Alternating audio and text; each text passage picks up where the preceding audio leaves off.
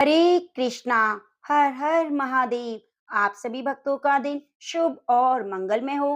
फाल्गुन मास का महीना भगवान भोलेनाथ और ठाकुर जी कृष्ण कन्हैया को समर्पित है। तो आज मैं आपको सुनाने जा रही हूँ फाल्गुन मास में सुनी जाने वाली हर और हरि की बड़ी ही पवित्र कथाएं। तो प्रिय भक्तजनों, आप इन कथाओं को जरूर सुनिए, क्योंकि भगवान महादेव की कृपा को प्राप्त करने के लिए हमें हरि भगवान विष्णु की कथा को जरूर सुनना चाहिए, और हमें भगवान विष्णु हरि की कृपा को प्राप्त करने के लिए हर महादेव की कथा को जरूर सुनना चाहिए। तो प्रिय भक्तों, आप हरि और हर की संपूर्ण कृपा को प्राप्त करने के लिए इन कथाओं को पूरा पूरा जरूर सुनिए।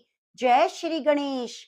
ठाकुर जी अपने भक्तों को रिझाने के लिए उनकी भक्ति से प्रसन्न होकर जाने कैसी कैसी लीलाएं करते हैं। ऐसी एक लीला घटित हुई थी वृंदावन में। आप में से कौन कौन लोग वृंदावन जा चुके हैं?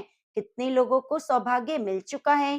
कृपया कमेंट बॉक्स में जरूर जरूर बताएं। तो ऐसी एक लीला घटित हुई थी श्री सनातन गोस्वामी जी के सामने महावन में। उन्होंने देखा कुछ गोप बालक खेल रहे हैं, और एक श्याम बालक श्री सनातन जी की ओर देखकर मुस्कुरा रहा है। वह उस बालक को गले लगाने के लिए दौड़ पड़े, और जैसे ही उसके पास पहुंचे तो वह बालक अदृश्य हो गया। अब तो वह भाव विभोर होकर रोने लगे।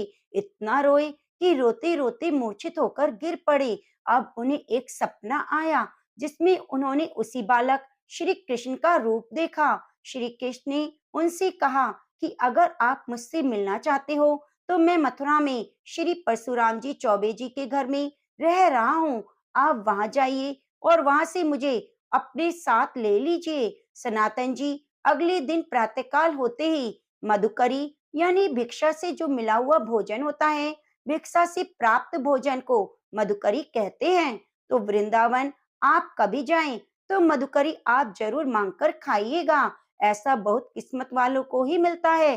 तो किसी को मधुकरी आसानी से प्राप्त हो जाए तो कहते हैं वृंदावन जाना भी तभी सफल होता है जब आप मधुकरी पा लेते हैं। तो सनातन जी अगले दिन प्रातःकाल होते ही मधुकरी पाने के लिए श्री परशुराम चौबे जी के घर में पहुंचे।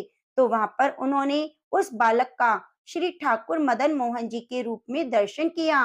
वो एकटक मदन मोहन जी को देखते रहे और उन्हें आसक्त हो गए। सनातन जी वैसे तो कई दिनों में एक बार मधुकरी के लिए जाते थे, लेकिन अब मदन मोहन जी को देखने के बाद उनके दर्शन के लोभ से वे प्रतिदिन ही मधुकरी के लिए उसी घर में जाने लगे। वह मदन मोहन जी के दर्शन करते और घंटों खड़े उनके सामने रोते रहते।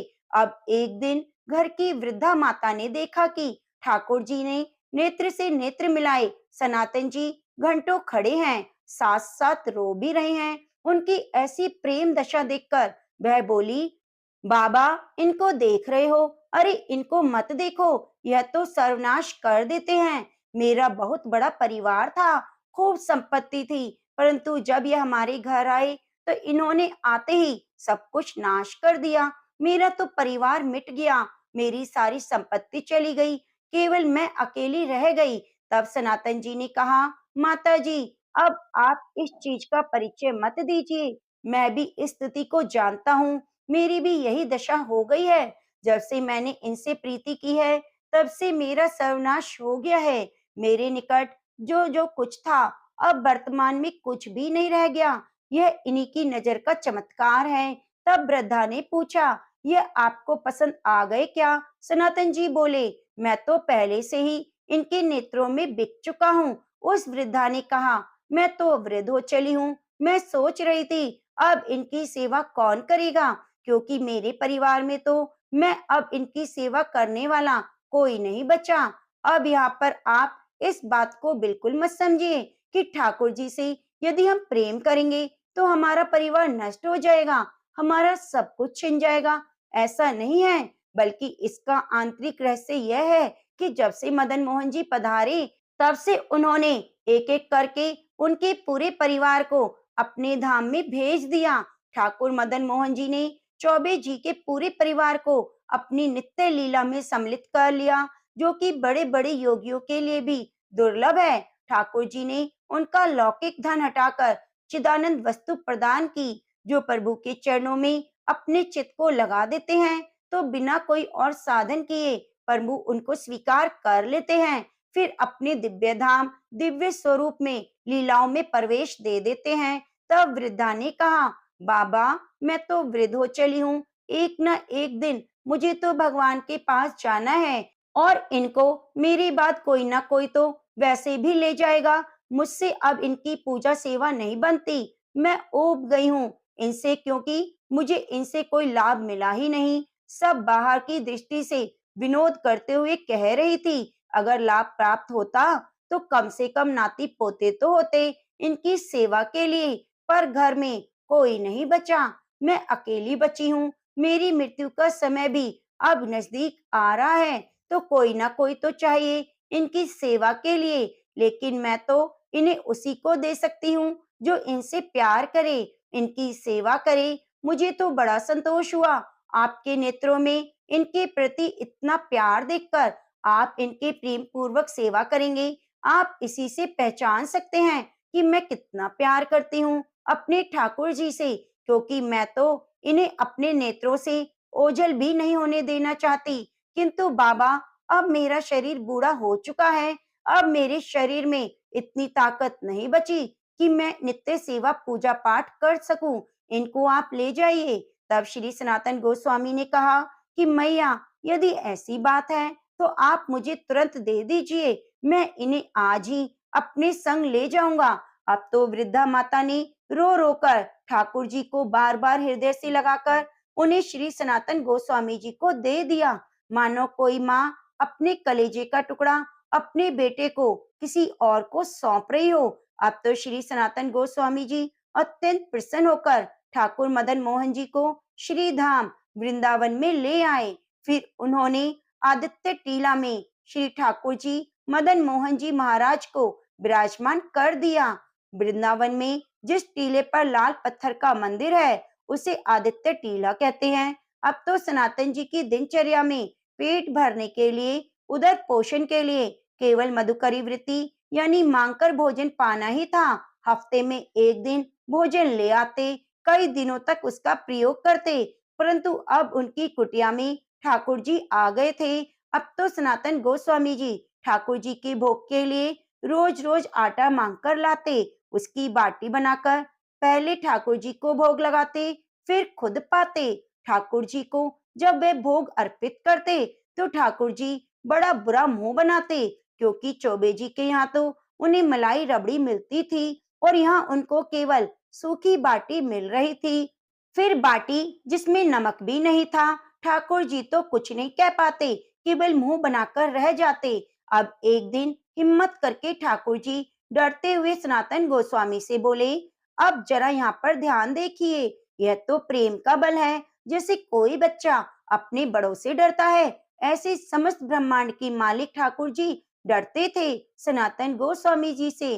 तो उनसे डरते डरते कहने लगे, बाबा ये सूखी बाटी मेरे गले से नहीं उतरती, आप ये जली हुई बाटी मुझे भोग लगाते हैं, मेरे पेट में दर्द होने लगता है, यह तो मेरे गले से नीचे नहीं उतरती, इतनी सूखी होती है, एकदम फीकी, थोड़ा तो नमक डाल दिया कीजिए। श्री मदन मोहन जी के मुख से यह सुनकर सनातन जी मुस्कुराए, बोले, देखो ठाकुर जी, मुझे चैतन्य महाप्रभु ने वृंदावन में वैराग्य से रहने की आज्ञा दी है। अब मैं समझ गया आप मुझे फिर से फंसाना चाहते हैं, और वैसे भी आप तो बचपन से ही चटोरे हैं। आप कभी यशोदा मैया के द्वारा दिए हुए माखन से तृप्त नहीं होते थे, पहुंच जाते थे गोपियों के घर पर और वहां जाकर बाल लीला करते। 10-20 घरों से माखन जब तक आप पा नहीं लेते थे तब तक तृप्त नहीं होते थे। आज आप कह रहे हैं बाबा थोड़ा नमक मांग कर ले आना, अगर आज मैं नमक ले आया तो फिर कल कहोगे बाबा नमक तो हो गया, अब थोड़ा घी में डुबो दो, और फिर जब घी और नमक के साथ बाटी आपको दूंगा तो एक दिन आप यह कहने लगोगे, बाबा थोड़ा मीठा मिल जाए तो अच्छा होगा। ठाकुर जी इस चक्कर में भला कहाँ तक व्यवस्था करूंगा, मैं तो महाप्रभु की आज्ञा के अनुसार वैराग्य से रह रहा हूँ। मेरे पास तो आपको ये सूखी बाटी ही खिलाने को मिलेगी, और आप ये जो मांग रहे हैं ना मेरे सामने, अगर आप चाहें तो खुद से अपनी मांगे पूर्ण कर लीजिए। मेरी तरफ से तो ये सारी व्यवस्थाएं नहीं होने वाली। मैं तो पूर्ण बैरागी रहूंगा। मेरे पास ना नमक मिलेगा, ना घी मिलेगा और ना ही मीठा मिलेगा। ये सूखी बाटी खा लो, मुझसे नहीं हो पाएगा ये सारी व्यवस्था। आप अपनी व्यवस्था खुद कर लीजिए। ठाकुर जी ने ये उत्तर सुना तो कहने लगे, अच्छा, आप फिर मुझे ये आदेश दे रहे हैं ना कि मैं अपनी व्यवस्था खुद कर लूं? तो श्री सनातन जी बोले, हाँ, आप अपनी व्यवस्था खुद कर लीजिए, हमें इससे कोई परेशानी नहीं होगी। सुना तो सुनकर ठाकुर जी प्रसन्न हो गए। मन में विचार करने लगे, अब तो केवल सूखी और फीकी बाटी खाया करता था, अब तो घी लगी हुई नमकीन स्वादिष्ट बाटी खाने को मिलेगी और कभी-कभी मुझे मीठा भी मिल जाएगा। उसी समय मुल्तान देशवासी रामदास कपूर जी एक विशाल नौका में तरह-तरह के रतन, सेंधा नमक और काबुल की मेवा इत्यादि भरकर यमुना जी के रास्ते आगरा जा रहे थे। तो आदित्य टीला के समीप यमुना जी भी थी। वहां पहुंचते ही उनकी नौका फंस गई। बहुत कोशिश करने पर भी नौका नहीं निकली। नौका भला चलती कैसे? ठाकुर मदन मोहन जी यजमान को जो पटाना चाहते थे, अब श्री रामदास कपूर जी बड़े परेशान हो गए। क्या करें, कैसे नाव को आगे बढ़ाएं? तब ठाकुर जी एक गो बालक का वेश धारण करके उनके पास गए और कहने लगे, सुनो, यह नौका ऐसे नहीं निकलेगी। संत भगवान श्री सनातन गोस्वामी जी बैठे हैं ना उस वृक्ष के नीचे, जरा आप जाइए, दंडवत प्रणाम कीजिए, उनसे मन्नत मांगिए, तभी आपकी नौका निकल पाएगी। अब तो रामदास जी तुरंत सनातन गोस्वामी जी के पास गए। प्रिया प्रियतम के चिंतन में डूबे हुए थे सनातन जी। उन्होंने आकर साष्टांग प्रणाम किया और कहने लगे, मेरी रक्षा कीजिए, मैं एक व्यापारी हूँ, मेरी नाव फंस गई है और मैंने हर उपाय करके देख लिया, लेकिन मेरी नाव नहीं निकल पा रही। आप कृपया कर दीजिए। मैं तो आपके पास एक ब्रिजवासी बालक के कहने पर आया हूँ। अब सनातन गोस्वामी जी ने ध्यान किया तो पता चला कि ठाकुर मदन मोहन जी ने ही उन्हें भेजा है। वह समझ गए ठाकुर जी ने तो यजमान को ही पटा लिया। अब सनातन गोस्वामी जी ने कहा, ऊपर ठाकुर जी का मंदिर है ना, आप वहां जाकर मन्नत मांग लीजिए, आपका काम हो जाएगा। मरता क्या ना करता। रामदास जी की तो नाव फंसी हुई थी, तो रामदास जी ठाकुर मदन मोहन जी के सामने गए। उनका सुंदर रूप देखते ही आसक्त हो गए। वहां जाकर उन्होंने संकल्प किया, अगर उनकी नौका निकल जाएगी तो जितने रतन मेवा आदि हैं, सब बिक्री से जो धन मिलेगा उससे ठाकुर मदन मोहन जी का सुंदर मंदिर बनवा देंगे और उनके भोग की व्यवस्था भी कर देंगे। इस तरह दर्शन करके आए और इस बार बड़ी आसानी से नाव निकल गई, कोई धक्का भी नहीं लगाना पड़ा। इसके बाद रामदास कपूर जी जब सामान की बिक्री करके आए, फिर आज जो मदन मोहन जी का लाल पत्थर का मंदिर है, उन्होंने उसका निर्माण कराया, उनके भोग की व्यवस्था भी कर दी। इस तरह ठाकुर जी ने स्वयं ही अपने मंदिर और भोग की व्यवस्था कर ली। श्री सनातन गोस्वामी जी का नित्य नियम था, वे वृंदावन से पैदल चलकर जाते थे, गोवर्धन की परिक्रमा करते, पैदल ही वापस आते। ठाकुर जी ने जब देखा अब तो उनका शरीर वृद्ध हो गया है, तो एक दिन कहने लगे, आप दर्शन करने के लिए मत आया कीजिए, आपका शरीर वृद्ध हो रहा है।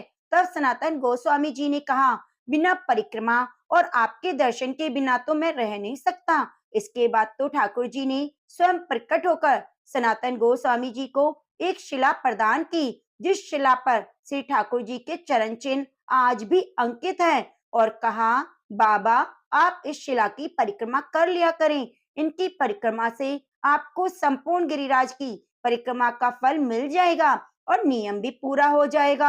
आपको वैसा ही आनंद प्राप्त होगा। वह पावन शिला वर्तमान में श्री वृंदावन में श्री राधा दामोदर जी के मंदिर में आज भी विद्यमान है। तो श्री सनातन गोस्वामी जी प्रतिदिन आदित्य टीला से श्री गोपेश्वर महादेव जी के दर्शन करने जाया करते।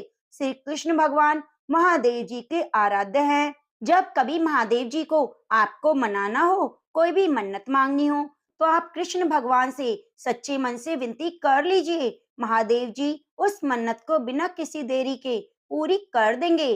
तो महादेव जी ने जब देखा सनातन गोस्वामी जी एकदम वृद्ध हो गए हैं, तो उनसे कहने लगे, आप रोज रोज यह गोपेश्वर मत आया कीजिए। तो सनातन गोस्वामी ने कहा, मेरा तो आपके दर्शन का नियम है।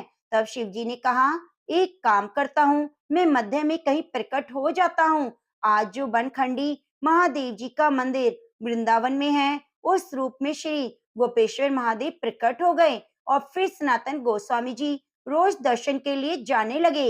इस तरह से उनकी पैदल परिक्रमा का जो मार्ग था वह भी आसान हो गया। अब उन्हें कम समय के लिए चलना पड़ता।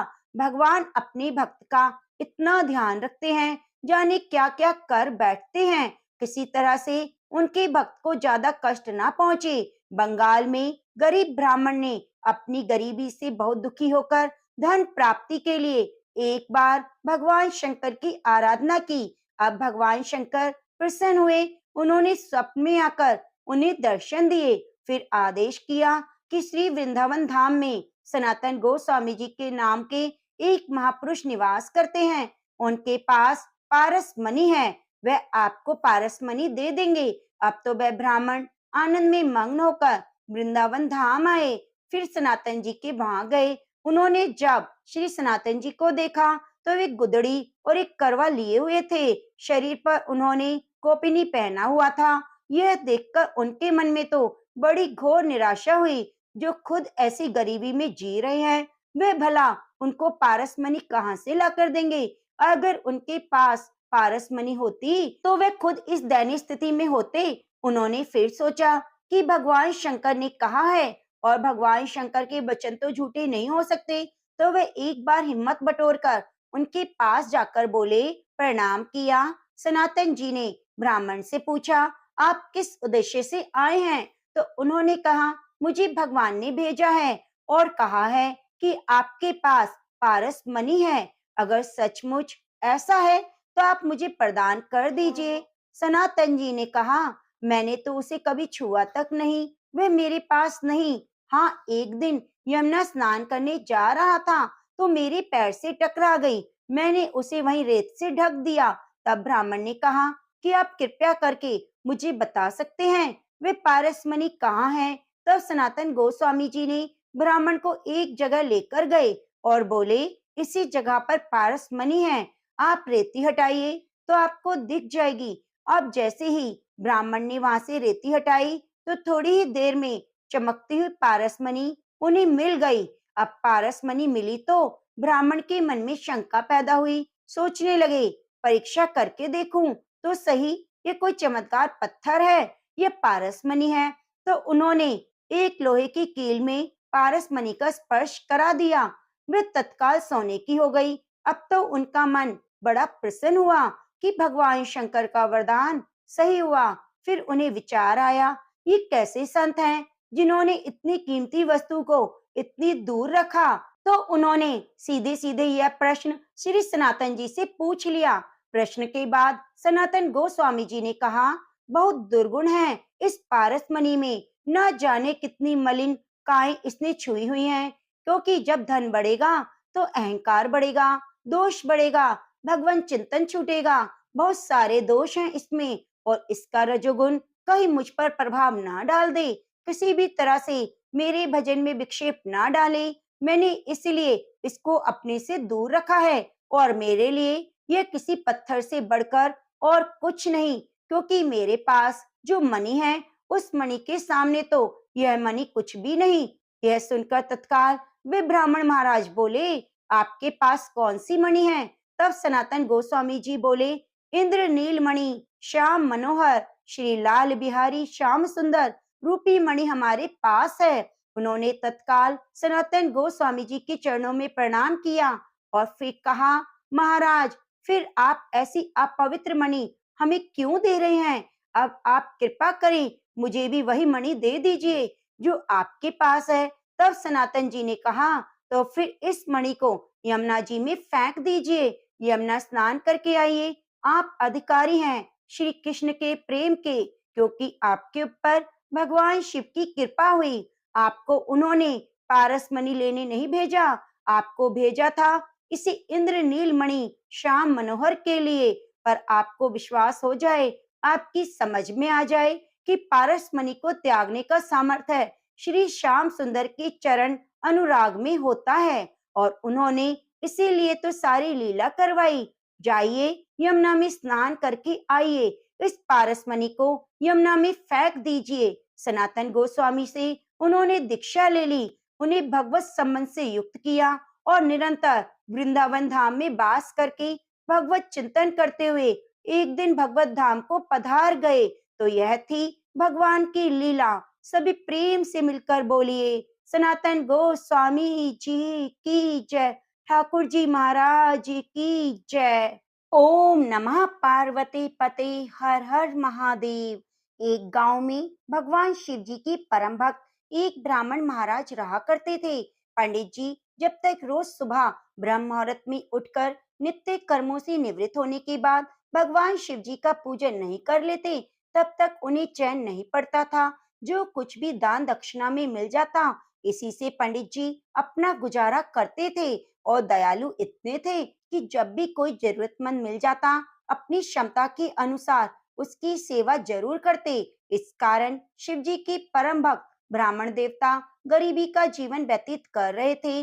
पंडित जी की इस दानी प्रवृत्ति से उनकी पत्नी उनसे नाराज थी, किंतु उनकी भक्ति प्रार्थना को देखकर उनसे प्रेम भी करती थी, इसलिए वह कभी भी उनका अपमान नहीं करती। साथ ही अपनी जरूरत का धन आस पड़ोस और मजदूरी करके जुटा लेती थी।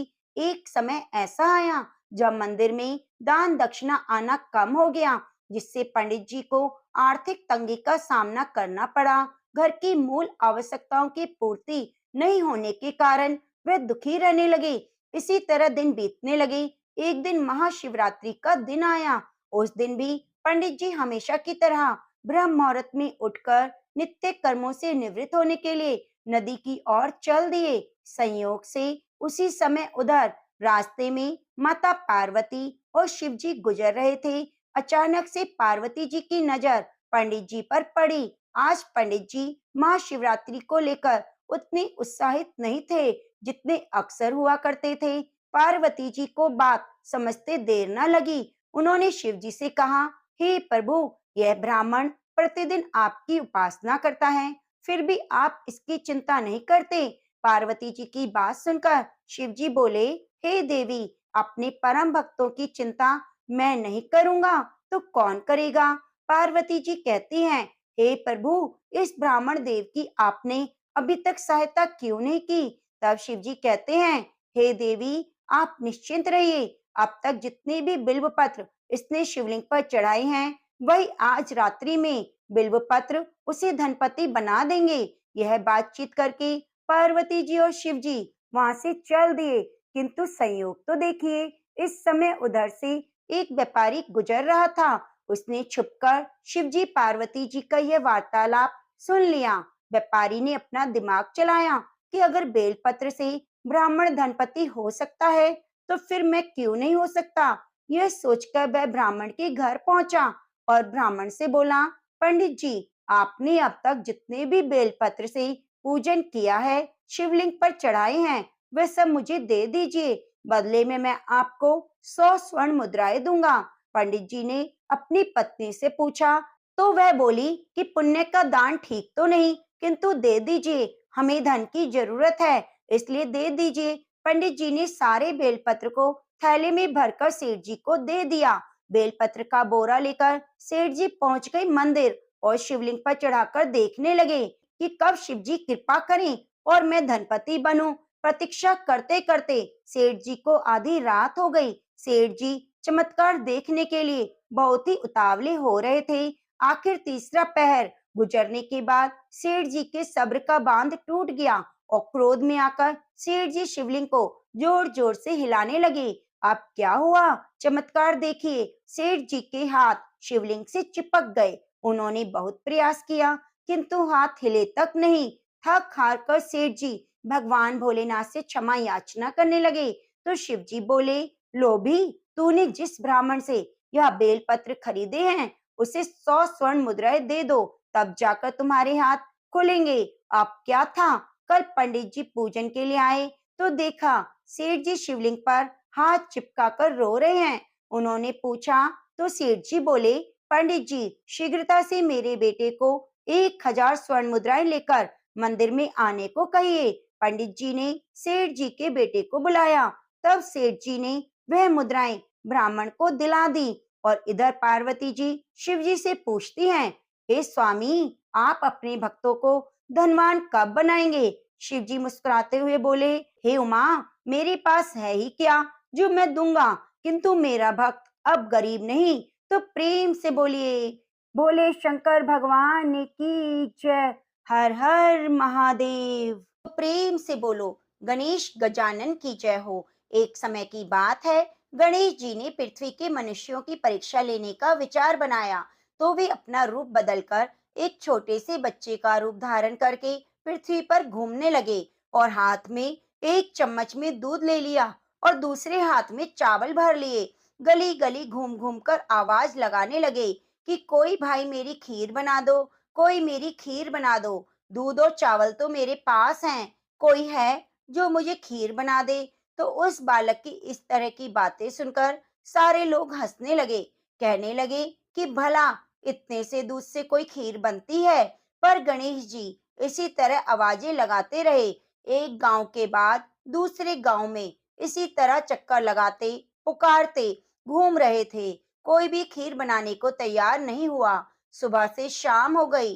गणेश जी वैसे आवाज लगा रहे थे तो शाम के समय एक बुढ़िया अपनी झोपड़ी के बाहर बैठी हुई थी। तो गणेश जी वहां से पुकारते हुए निकले कि कोई मेरी खीर बना दो, कोई मेरी खीर बना दो। दूध और चावल तो मेरे पास हैं। बुढ़िया बड़ी कोमल हृदय वाली थी। सोचने लगी, बच्चा है, बना देती हूँ, जितनी बनेगी उतनी ठीक है। तो वह कहने लगी, ला बेटा, मैं तेरी खीर बना देती हूँ। तो गणेश जी ने उसे चावल और चम्मच वाला दूध दे दिया। तो बुढ़िया माई उसे लेकर अंदर चली गई। गणेश जी भगवान कहने लगे, बूढ़ी अम्मा, खीर बनाने के लिए बड़ा बर्तन लेकर आना। तो बुढ़िया कहने लगी, मेरे पास तो बड़ा बर्तन नहीं है बेटा। गणेश जी कहने लगे, नहीं बूढ़ी अम्मा, अंदर जाकर देखो तो सही। बुढ़िया जैसे ही अंदर गई तो एक बड़ी सी कढ़ाई रखी हुई थी। तो बुढ़िया को पता चल गया कि ये कोई साधारण बालक नहीं है। तो बुढ़िया ने चूल्हे पर कढ़ाई को चढ़ाया और जैसी ही बूढ़ी अम्मा ने वह दूध और चावल कढ़ाई के अंदर डाले तो तूफान आ गया। कढ़ाई लबालब भर गई। जैसे जैसे खीर तैयार हो रही थी कि अंदर से केसर की बहुत अच्छी खुशबू आ रही थी। खीर बनते ही गणेश भगवान बूढ़ी अम्मा से कहने लगे, माँ जी, मैं स्नान करके आता हूँ। आप ऐसे करो, पूरे नगर निवासियों को न्योता दे दो ताकि वह भी खीर खाने आ जाएं। बूढ़ी माँ ने कहा, ठीक है। तो वह गांव वालों को न्योता देने चली गई। गणेश जी स्नान करने चले गए तो उसी समय बुढ़िया का बेटा और बहू खेत से आए थे। तो बहू सोचने लगी, माँ जी तो पूरे नगर को न्योता देने चली गई तो मेरे लिए खीर नहीं बचेगी। उसने जल्दी से एक थाली ली और उसके अंदर खीर डालकर रसोई में किवाड़ के पीछे बैठ गई और कहने लगी, ले गणेशिया, भोग लगा, ले गणेशिया, भोग लगा, और खीर खा ली। उस थाली को चक्की के नीचे छुपा दिया। बुढ़िया न्योता देकर आई तो गांव वाले सोचने लगे, कल तो बुढ़िया के पास कुछ नहीं था, आज इतना धन कैसे हो गया? ये हमें खीर खिलाएगी। तो सारे मिलकर बुढ़िया के घर पहुंचे कि चलो देखते हैं आज बुढ़िया माई हमें क्या खिलाने वाली है। तो जैसे उसकी झोपड़ी के पास गए, खीर की बहुत अच्छी खुशबू आ रही थी। इतने में गणेश जी वहां आ गए। तो बुढ़िया माई कहने लगी, गणेश भगवान, भोग लगा लो, गांव वाले आ गए हैं, उन्हें खीर भी तो परोसनी है। गणेश जी कहने लगे, बूढ़ी माई, मैंने तो भोग लगा लिया। बुढ़िया कहने लगी, आपने भोग कब लगाया? अभी तो आप बाहर से आए हो। तो कहने लगी, माई, मुझे तो तुम्हारी बहू ने भोग लगा दिया। अगर विश्वास नहीं तो चक्की के नीचे जाकर देख लो, थाली पड़ी है, उसके अंदर दो चावल चिपके हैं। बुढ़िया माई ने चक्की के नीचे जाकर देखा तो सच में थाली थी, उसमें दो चावल चिपके हुए थे। वह समझ गई कि गणेश जी भगवान सच कह रहे हैं। तो बुढ़िया ने सारे गांव वालों को खीर परोसी। सारे गांव वाले खूब तारीफ करके खीर खा रहे थे, फिर भी खीर खत्म नहीं हो रही थी। बुढ़िया गणेश भगवान से कहने लगी, गणेश जी, अब मैं क्या करूं इस खीर का? यह कढ़ाई तो वैसी की वैसी ही है। उसने कहा, बुढ़िया माई, सुबह न्योता और दे देना, एक बार और सारे नगर निवासियों को खीर खिला देना। बुढ़िया माई ने सुबह फिर उन्हें बुलाया और फिर खीर खत्म होने का नाम नहीं ले रही थी। तो इस खीर का समाचार राजा के कानों में पड़ा। राजा ने अपने सैनिकों को भेजकर कहा कि जाओ उस बुढ़िया के पास और उस खीर की कढ़ाई को यहाँ लेकर आओ। तो राजा का आदमी आज्ञा पाते ही बुढ़िया के घर चला गया और वहां जाकर कहने लगा कि बूढ़ी अम्मा, इस कढ़ाई का आपके घर में क्या काम है? यह कढ़ाई तो राजमहल में शोभा देती है। तो यह कहकर वह कढ़ाई वहां से उठाकर राजमहल में ले आया। जैसे ही महल में लाकर कढ़ाई को रखा, उस कढ़ाई के अंदर कीड़े मकोड़े बिलबिलाने लगे, सांप बिच्छू जहरीले जानवर घूमने लगे, बुरी तरह से बदबू आने लगी। तो यह देखकर राजा को बहुत हैरानी हुई। उन्होंने बुढ़िया को बुलाया और कहा कि बूढ़ी माई, ये सब क्या है? यह ले जा तेरी कढ़ाई, पता नहीं क्या जादू टोना करती है। तुम्हारे घर में तो खुशबू आ रही थी और यहाँ लाते ही बदबू हो गई, कीड़े मकोड़े हो गए। बुढ़िया कहने लगी, महाराज, आप देते तो पहले देते, यह तो मुझे गणेश भगवान ने दिया है। यह कहकर वह कढ़ाई को वहां से अपनी झोपड़ी में ले आई और गणेश भगवान को याद करके कहने लगी कि गणेश जी भगवान, अब इस कढ़ाई का मैं क्या करूं? तो गणेश जी वहां पर प्रकट हुए और कहने लगे, बूढ़ी माई, इस कढ़ाई को तुम अपने घर के एक कोने में गाड़ दो, सुबह उठकर देख लेना। ऐसा कहकर अंतर्ध्यान हो गए। बूढ़ी माई ने जैसा गणेश जी ने कहा वैसा किया। जब सुबह बूढ़ी माई की आंख खुली तो झोपड़ी की जगह सुंदर महल बन गया। जिस जगह पे कढ़ाई दबाई थी, उस जगह को खुद को देखा तो सोनों की मोहरों से भरे हुए दो घड़े निकले। यह देखकर बुढ़िया और उसकी बहू बहुत खुश हुई। दोनों गणेश भगवान का जयकारा लगाने लगी। उस दिन से बुढ़िया और उसकी बहू दोनों प्रतिदिन गणेश भगवान की पूजा करने लगी। गणेश जी भगवान, जैसे अपने बुढ़िया को दिया वैसे सबको देना। कहानी कहने सुनने वाले, हुंकारा भरने वाले को देना। तो प्रेम से बोलो, गजानन की जय।